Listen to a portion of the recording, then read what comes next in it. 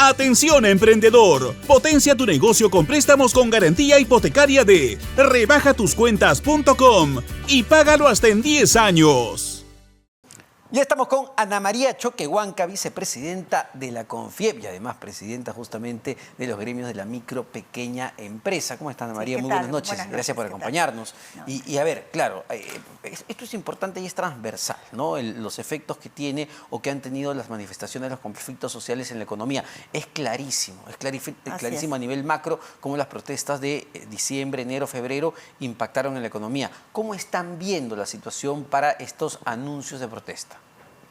Bueno, a ver, nosotros lo que sentimos es incertidumbre, porque definitivamente vemos cómo es que se le da tanta importancia a un anuncio de una marcha, que es un derecho, una manifestación es un derecho, uno puede salir a expresar lo que piensa libremente en el país porque hay libertad de expresión, pero lo que no entendemos es por qué nosotros nos estamos deteniendo a darle tanta importancia a esto cuando realmente sabemos que esta recesión golpeó tanto en diciembre, enero y febrero que las regiones no quieren saber nada con esto. En Arequipa, por ejemplo, hoy me comentaban de que en los centros comerciales ellos simplemente no iban a participar y habían puesto sus condiciones para que ni se acerquen. En Cusco, los dirigentes, también me lo dijeron expresamente, los dirigentes de artesanales, que es lo que más hay en Cusco, que no, de ninguna manera. Entonces, ¿por qué? Porque eso se ha sentido demasiado, eso ha golpeado la economía de los hogares más vulnerables, o sea, en el día a día, el turismo. ¿Cómo está el turismo? Ese es un punto muy importante, porque julio tradicionalmente es época de turismo interno por las fiestas de mitad de año. Y leía un dato, me parece que en gestión, que señalaba que ya había habido un 70% de cancelaciones de viajes justamente a partir de los anuncios de manifestación. Así es. Y después de esas convulsiones no se puede. O sea, ¿qué se ha recuperado? Yo creo que ni el 50%. Entonces ahora sí hay un 70% de cancelaciones. Yo creo que con esto, si seguimos con este tema, con estos anuncios, ¿va a ser un 100%? O sea, ¿hasta cuándo no nos vamos a poder reactivar? Realmente es lamentable lo que viene pasando, por ejemplo, en el sector nuestro. Nosotros estamos haciendo nuestro trabajo a pulso, solos o acompañados por el gobierno, con iniciativas que van y vienen, pero ahí las tenemos, ahí tratamos de realizar un trabajo público-privado conjunto que nos ayude a salir de una manera o de la otra. Pero definitivamente en este 19... Si los señores dicen, no, yo bloqueo carreteras y aquí no me trabaja nadie, ¿qué es eso? Sí, claro. O sea, de ninguna manera, pues. Insistimos con esto, ¿no? Ni bloqueo de carreteras, ni violencia, pero incluso el análisis del gobierno debería ser más profundo que decirles, no salgan a protestar, que el país no se puede paralizar. Es tratar de entender por qué la gente genuinamente sale a protestar y a manifestarse. ¿Por qué la gente está molesta? Porque hay un sector grande, Ana María, de la población que sí está molesta. No, eso es entendible. Nosotros mismos estamos molestos. Exacto. Como pequeños empresarios. Estamos molestos porque una reactivación que debió haberse dado en forma muy firme, muy contundente, con estrategias bastante concretas hacia lograr un resultado óptimo, no se ha dado. O sea, ahí tenemos nosotros situaciones que pues han escapado de repente del control estatal y que no han permitido esta reactivación. Por ejemplo, el programa de compras públicas, ¿no? Es algo que hubiera generado mercado, es algo que el mercado genera dinero, genera ingreso para poder pagar las obligaciones que hay. No estaríamos hablando del 80 y tanto % de informalidad que hoy existe. No estaríamos hablando nosotros de la recesión, no estaríamos hablando de situaciones críticas. Estaríamos más bien hablando de desarrollar, qué más hacemos. Hay temas como la innovación, temas como la tecnología, como la digitalización, que están quedando ahí en la cola. ¿Por qué? Porque estamos atendiendo convulsiones sociales, estamos atendiendo situaciones críticas y creo que ahí... ¿Siente que el gobierno ha abandonado una agenda justamente de apoyo real? Lo que yo creo es que el Ejecutivo y el Legislativo deberían reflexionar en situaciones como esta, porque ellos tienen la responsabilidad de conducir el país en un espacio o en el otro, pero ambos con el poder suficiente como para empezar a solucionar esta problemática. No podemos vivir en un país inestable. O sea, si nosotros atendemos el día 19 y luego... Exacto. lo paramos. Ya a lo no. que iba, ¿no? Tú puedes tratar de controlarlo con el ejército, las fuerzas, las policías, ¿no? El 19, hasta el 31 de julio, si quieres. Pero el sentimiento de rabia y de malestar va a seguir ahí. Es decir, vamos a continuar, seguir siendo inestables todo el tiempo. Es que yo no quisiera referirme en realidad a una situación meramente política, pero creo que es necesario hacerlo cuando la economía está tan recesada como está ahora, como lo claro. está, claramente. Entonces, ¿qué pasa con el nivel político?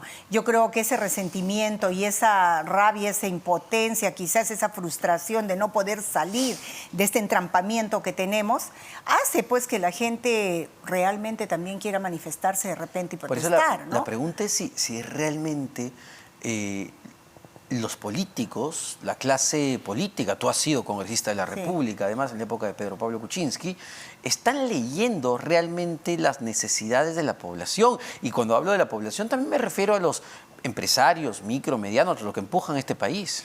Desde el Congreso yo creo que no tiene una lectura clara, porque las señales que nosotros recibimos de allí son señales pues negativas, totalmente nocivas para el normal desenvolvimiento de un Congreso de la República. O sea, vemos situaciones que lindan con la corrupción, que tienen mucho que ver también con las acciones y reacciones incorrectas que tienen. Con el robo a sus trabajadores, que es una desfachatez absoluta. Y en el otro lado, pues vemos a veces decisiones como las que estamos viendo ahora, por ejemplo, que una autoridad sale por incompetencia y sin embargo al día siguiente la pongo otro porque ahí va a ser competente.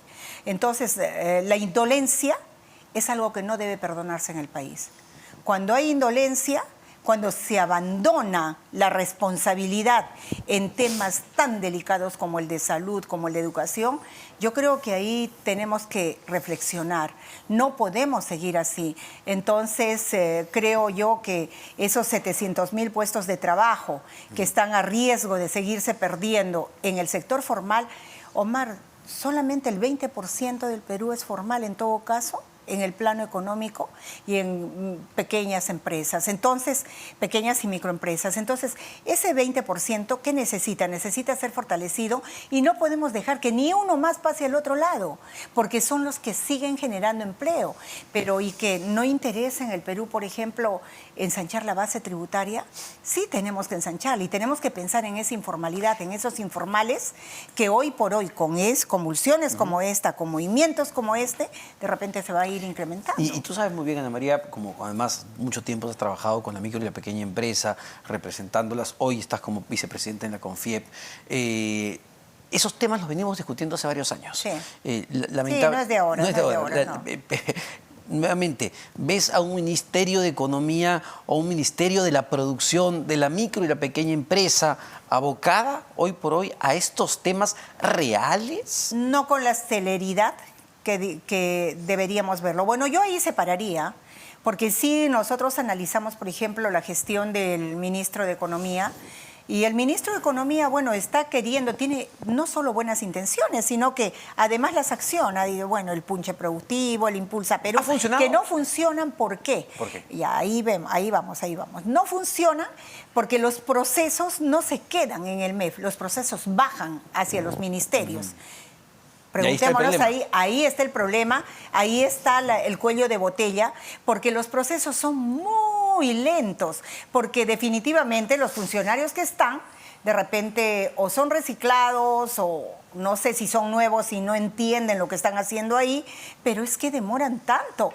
188 millones en el mes de noviembre para compras de Mininter, que fue el único ministerio que presentó su demanda para compra a las pymes. Eso nos hubiera reactivado, por lo menos a una parte.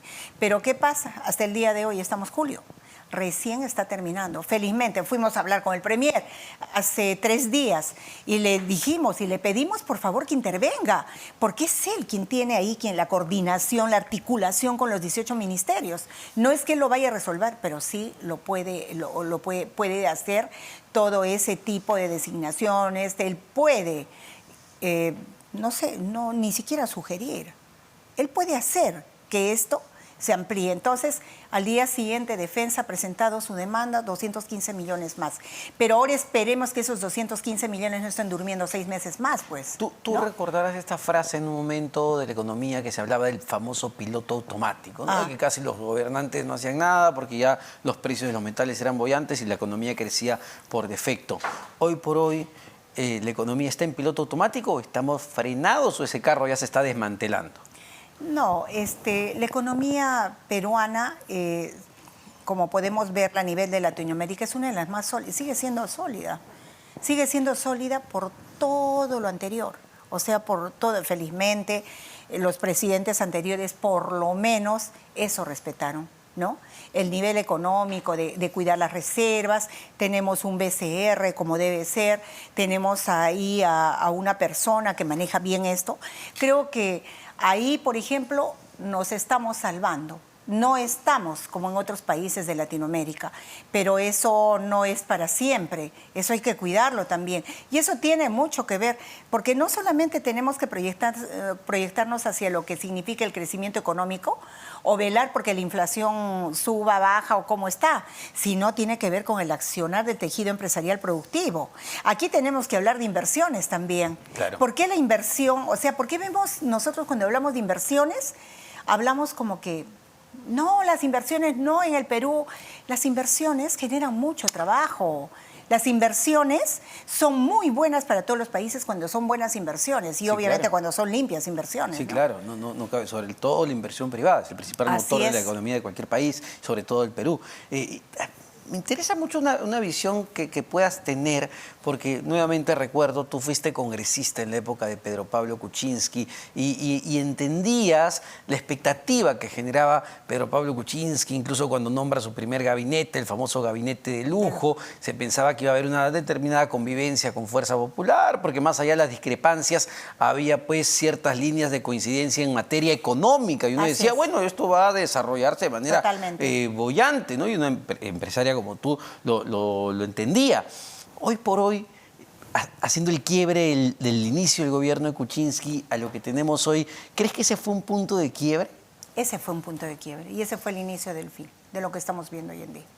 Ese fue el inicio, porque definitivamente si nosotros tenemos un candidato que bueno, que empieza con que perdí, me robaron, me hicieron fraude o algo, ahí tenemos problemas, ¿no? Entonces, yo creo que si es que este gobierno hubiera terminado y hubiéramos seguido con el sistema, tanto, bueno, al margen de quién salga elegido después, al margen de cómo vayan las siguientes elecciones, nosotros no debimos haber permitido que se ponga mano a lo que significa, por ejemplo, en ese momento nosotros apoyamos bueno, ya si el presidente planteaba la no reelección, me refiero a Vizcarra. Sí. Pero eso no era bueno. Eso no era bueno porque el que decide es el votante, si relige o no relige.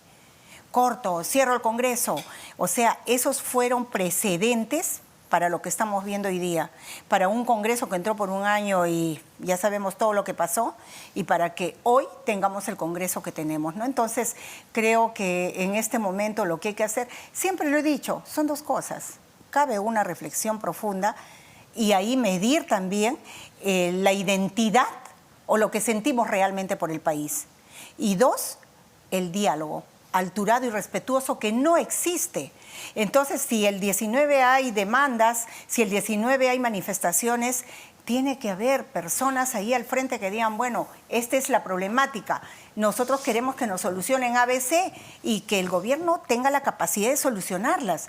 Pero hemos visto en las convulsiones anteriores y en todas las manifestaciones estas que no había con quién dialogar, nadie pedía nada, o sea, son dos demandas, que la no constitución, que... No, son como 20 demandas, ¿no? Desde la salida de Castillo, la posición de Castillo al gobierno, una cosa. El cierre del Congreso, sí, que salga la presidenta ahora y que, bueno, que una nueva constituyente, ¿no? O sea, creo que el Perú ya no está para más. O sea, podemos estar de acuerdo con este gobierno o no, podemos estar de acuerdo con el Congreso o no, pero yo creo que para generar cambios tiene que haber estabilidad en un país.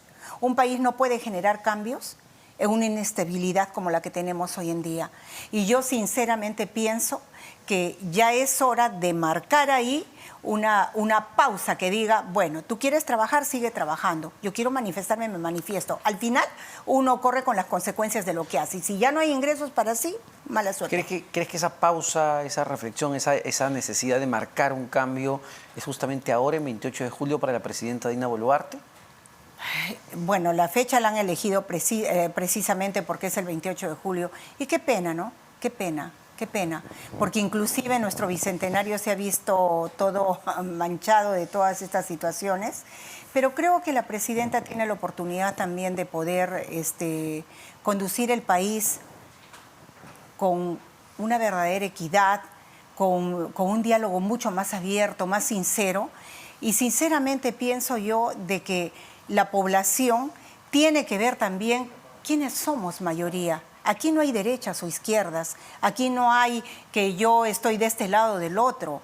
Aquí no, nosotros, los que hacemos empresa, no tenemos color político. Lo que nosotros tenemos es bandera del trabajo. Entonces, ¿por qué? Porque sentimos que dejamos sin ocupación a los trabajadores, no tienen ya que llevar a sus casas.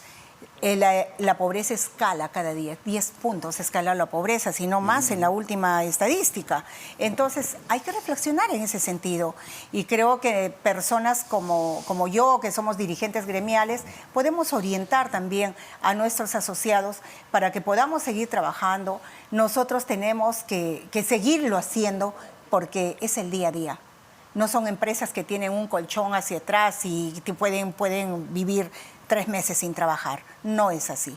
Y las pequeñas empresas somos el 99%, no somos el 0.4% que representa la gran empresa en el país, ¿no?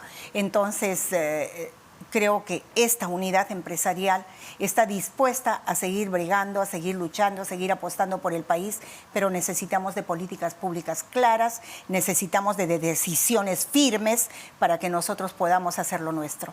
Muchísimas gracias, Ana María. No, gracias, Omar. Ana María Choquehuanca, vicepresidenta de la CONFIEP, el gremio de gremios, y además presidenta de la Asociación de Microempresarios del Perú, y además excongresista de la República.